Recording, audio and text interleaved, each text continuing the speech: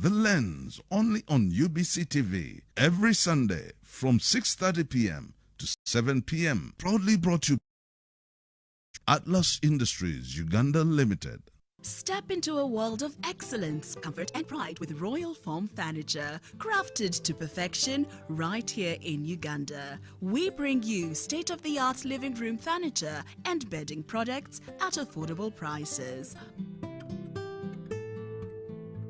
Our wide variety of mattresses include orthopedic, pillow top, spring mattresses suitable for institutions like hotels and many others for home comfort. With every piece telling a story of royal excellence, our products are built with the highest quality materials made to last. Experience royalty with Royal Foam Furniture, proudly made in Uganda, so buy Uganda and build Uganda. Visit our showrooms at Ginger Road, Chambogo Junction, Bukota Chisasi Road, and on Victoria Mall, Entebbe, on the first floor. I'm called Dr. Joseph Mubala, the Executive Director of the National Planning Authority of Uganda. First and foremost, before I take us through the history of the National Planning Authority, I want to just make a point of the importance of planning. Given the importance of planning, the framers of the Constitution, under Article 125 of the Constitution, provided for a planning authority of Uganda. So the planning authority is a constitutional body that is in charge of integrated, comprehensive planning. The point here is integrated. The same point there is comprehensive. So when Ugandans see JAM, I am not directly in charge, but it's part of integrated, comprehensive planning. When we plan for the country, Ugandans should be living in an area which is livable. Where livable means you live comfortably. So when we talk of comprehensive, it means that we bring together all the plans at all levels. We put them together and integrate them and make sense out of them. In 2002, when the act that started the planning authority was created, that is the very same function. However, one of the critical things about the planning authority, since 2002, up to last year, July, the planning authority was only doing socio-economic planning. Socio-economic planning. We were not doing the population planning. We were also not doing the physical planning. Meaning that our plan, one can say, was not comprehensive, neither was it integrated. You can imagine planning for coffee when you're not taking care of how much land you have to plant coffee available. Planning for roads, then you find yourself that the standard gauge rail is conflicting with the Kitgum highway. Those things are happening, they've been happening in the country. Now, the President, together with Cabinet, recently found it fit under the rationalization. Rationalization was not just about cutting jobs. It was about removing duplication and oversight and overlaps. So it was found fit for efficient planning to bring socioeconomic planning, physical planning, and population planning. So right now, the National Planning Authority is operating under two acts: the NPA Act and the Physical Planning Act. And then we are also talking over population planning. So now, once in a lifetime, we are seeing an integrated National Planning Authority. We can now be blamed for everything that goes wrong in this country. Before, you have been unfair blaming us for physical planning and other things. And even when it comes to physical planning, it is not our entire mandate. When it comes to planning, we are putting together what other people do and make sense out of it. If it is the plan for the Ministry of Agriculture, it is done by the Ministry of Agriculture. We put together the national plan as a framework to guide all those people. the first thing we help government to achieve is to bring down the ambitions to fit within our purse, is to select what other things that are critical. You recall, if I can start 1945 up to whatever, our plans have been dealing with productivity, human resources. Do we have enough human resources? Do we have enough roads? The planning then was about recovery. Can we recover the economy? Can we have the Madivans coming back? Can we have the Rugazis coming back? Can we have the production base of the economy? Yeah? You remember we used to get sugar on cheats. Yeah?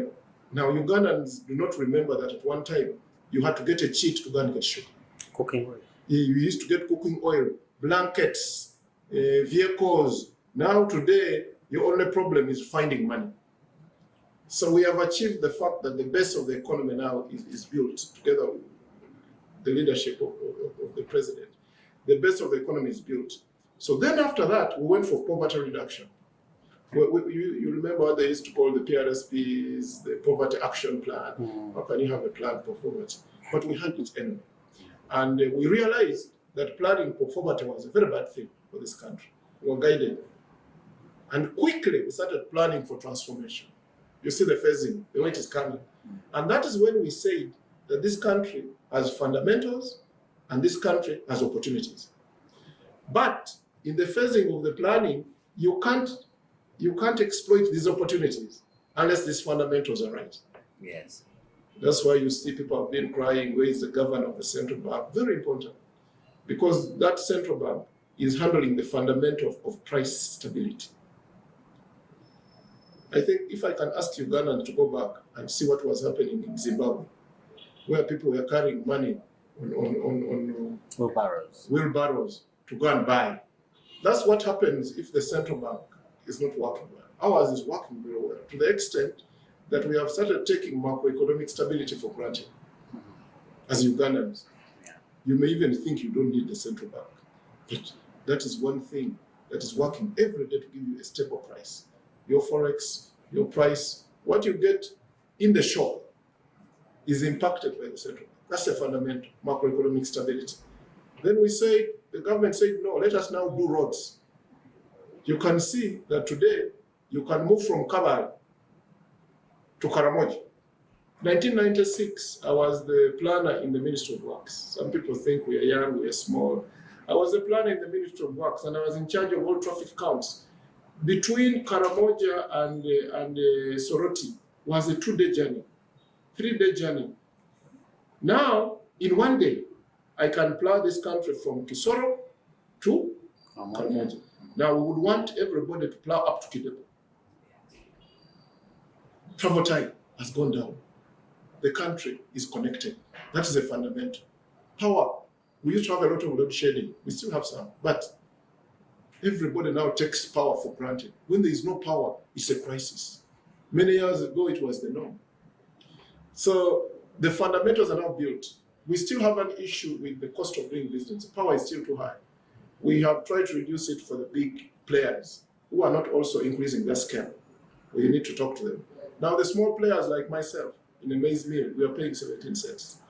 So the only way we survive is by stealing power, the small players. That's why you see them operating at night most of the time. The informal sector. The informal sector.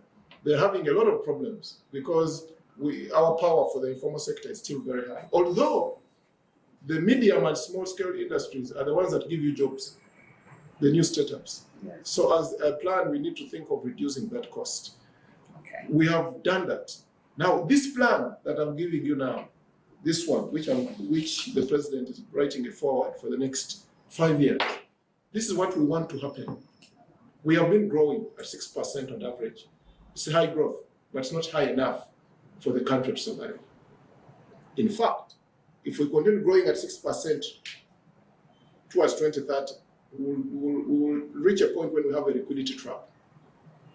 What am I saying?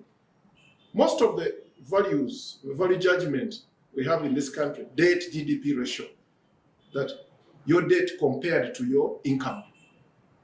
That's debt GDP ratio, your debt compared to the income of the country. Debt is a problem if the income of the country is not high. So how do you solve Uganda's debt problem? Uganda must continue borrowing. It is a simple thing, smoothening consumption. Every time you don't have, but you have to consume, you have to borrow to smoothen your income to consume. Uganda must continue borrowing. You are watching the Lens program. Stay tuned. Step into a world of excellence, comfort, and pride with Royal Foam Furniture, crafted to perfection right here in Uganda. We bring you state-of-the-art living room furniture and bedding products at affordable prices. Our wide variety of mattresses include orthopedic, pillow top, spring mattresses suitable for institutions like hotels, and many others for home comfort. With every piece telling a story of royal excellence, our products are built with the highest quality materials made to last. Experience royalty with Royal Foam Furniture, proudly made in Uganda, so buy Uganda and build Uganda. Visit our showrooms at Ginger Road, Chambogo Junction, Bukota Chisasi Road, and on Victoria Mall, Entebbe, on the first floor. Welcome back from the break. This is the Lens program. So the point is now, for growth, we need to grow fast. And the best growth number we need is 10%. So we need every Ugandan to be part of this project. Every Ugandan to be part of this project. If you are sweeping the road, you are sweeping to grow tenfold. If you are driving a taxi, you are driving that taxi to grow tenfold. Take the people quickly, arrive them safe, so that they can go and deliver and grow. If you are the EDKCCA, you are making the travel in this country, in this city, faster, because we are losing close to 4% of GDP in how much time we spend in jail. So you can see, if I'm ED of KCCA, my mission to grow this country should be that people can move easily, they save time, they become productive, the country grows. Now, if we are losing 4% and the growth is 6%, just by dealing with Kampala, this country can achieve 10%. I firmly believe this country can, and even technically can show it. Because 60% of your GDP is in GKP. Kampala, Nemiridani. Now, mathematically, if you want to grow, you start with Kampala, Nemiridani. Yes. Remember, Kampala is the sitting room. If I'm a tourist and I come to Kampala today and they are stealing my telephone, and from Entebbe Airport to Kampala is 6 hours, is that a sitting room clean? No. That's why you see in the plan we are saying it is critical for this government to invest in Kampala. Because Kampala is the cash cow of this economy. It is critical for this government. If we are going to grow tenfold, we are proposing. I heard people the other day saying, why should the president invest in Congo? If I had a choice, I would invest more in Congo than the road going to my village. Yes. Because the road going to Congo will give me money to distribute to the guys in my village. Business. Yes, Congo gives me business. And people think we are crazy saying what we say. But we live in an African economy. And one of the principles of the party that rules us is patriotism. It is transformation. That's what they call them Sevenomics. Many people like confusing it and talking too much. It is about transformation. It was about Pan-Africanism. That we can use the African market to our advantage. Yes. We can use the African knowledge to our advantage. Yeah? That we need to transform our society from the state in which it is. Transformation is a change in state. From the peasant to modern. Yes. And when you go modern, people are going to start traveling more with airlines. That's why Uganda Airline is back. We are not crazy people. And now we are saying, having done all these things, we have achieved a certain base. Not all of it. Everybody is telling me, you need money in education. Yes, we need money in education. Everybody is telling me, you need money in health. Yes, we need money in health. Very much. But for me to get money in health, I must get money from tourism. Yes. So if you are the plan of this country, where would you put the money now?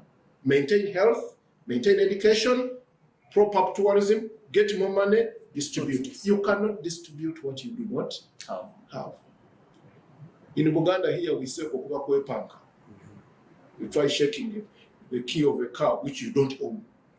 Yes. You start giving it to people when you don't have. You will die of hunger. So this government, like we have agreed and the president has directed, we must grow very fast, such that we don't die of hunger, that we don't give away what we don't have and continue on that spiral of debt. So that is what we have achieved as a government. That's how we help government to achieve. For us, we are the planners of this government. And I want always people to understand, you can't divorce planning from politics. Every time there is a president, the plan I write must respond to the vision of the president, who Ugandans have voted. It must also respond to the vision of the party, which party you Ugandans have voted. So don't tell me that when I talk these things, I am what? No. I am doing my work to plan for this country and to plan for a sitting president who has a vision to grow this country tenfold in order to achieve his transformation agenda. He wants every Ugandan in the market economy. That when money comes, it reaches everybody. He wants everybody as part of the market. He wants every Ugandan to have something they earn from. And that's the PDM. And Yes. Many people think it is political. PDM has never been political. It's a fundamental. It's the best program that can ever happen in any country. Going closer to the people. Yeah. And planning at almost the lowest level. Is that politics? We have achieved a lot. And planning exists because there are challenges. Planning must solve challenges. One of the biggest challenges in our view, in our theory of change, is the less than satisfactory addition of value. In the model that I have given you, my biggest challenge right now, not very many people are adding value to the things they produce. The moment we add value, we accelerate growth. Right now, our coffee is earning around, the world market is around $6, is it? Yes. But our coffee is around 2.5. So you can see, just by improving the bean, I can improve from $2.5 to $6. That is almost 3 times. Yes. I can move $900 million from $900 million to $2.7 billion by just improving the quality of the seed. What is the post-harvest handling? How are people handling coffee? My people in Busoga, I also perform another function in Busoga. My people in Busoga are the worst. They're harvesting the green beans and burning them with fire. You do that, you're not contributing to the tenfold growth. You're actually decampaigning the tenfold growth. So even the ordinary Msoga must understand what tenfold growth means. Yes. Standards are critical for us if we are going to maintain markets. And I am very happy now, I think we have an ED in UNBS who will meet the standard of the kind of people we want. We just don't need scientists. We just don't need economists. We need people who understand where this country is going. It takes me now to the human resource that is delivering the plan. The PSAs, whatever, they must understand where this country is going and put themselves in a picture of delivering a tenfold growth. How can UNBS help me? I've chosen one. It touches everybody. Every Ugandan who buys a shirt that is not of quality, instead of buying 1 shirt a year, they will buy 10 shirts a year. Are they saving? They're not. The fishermen, instead of doing their work, they're now being chased because somebody has allowed in the bad nets. Yes. The fishermen don't bring in these bad nets. Something within the institution is failing to stop the bad nets from coming to Uganda. I am a farmer. You buy acaricides which don't kill the ticks. Where are they passing? Now we want UNBS to do their work. That what we put in, we don't lose. Secondly, we want them not to simply close people who are not achieving standards when they are producing and they are giving jobs. You see the difference? Importers, those ones you can close. But if Muvawala is producing toilet paper. He has used his own capital. Kindly let him produce and help him to arrive at the right quality. Because when you close him, you lose jobs. When you close him, you lose jobs. If I closed Mukwano today, Uganda will lose over 5,000 jobs. So my duty as a government official is to ensure that Mukwano is existing continuously, but also following the law. Yes. If I just go and say close Mukwano and I walk away. If URA came to Chikugo today and closed the whole of Chikugo, the final impact would be that the government will lose revenue. Yes. So now we are looking for a caliber of civil servants who know that they exist because they have to support the private sector, who don't sit in these big offices and they think that these are their offices. For God's sake, colleagues, we are going to go, but what kind of legacy are we going to leave behind? Meritocracy. Let the right people be in the right jobs. I hate it when I hear people saying they have given another Westerner a job. Is he competent? Are you competent? That's what we're asking for. Beyond that, we must thank the government for security. We have to keep the security of people and their property. We still have a problem there. Can you imagine a tourist who loses a necklace? Will they ever come back? So we have to deal with a lot of things which I challenge. But challenges exist because challenges create opportunity. Lasting and very critical, the environment. I don't know whether Ugandans, all of us in Uganda and Africa, understand that we are part of nature. I don't know whether we do understand that. Just this week we have hit 40 degrees. Have you ever seen that? 40 degrees in Uganda. It tells you we are part of nature. We destroy nature, nature will destroy us. Swamps. Let us leave the swamps. We need NEMA to be allowed to do their work and do it well. And people forget, NEMA is not the one doing environment in the districts. The environmental officers, we need them to be funded. We need the numbers to increase. Everybody, NEMA, NEMA, NEMA. But the law provides local government as the implementers and the compliance unit for.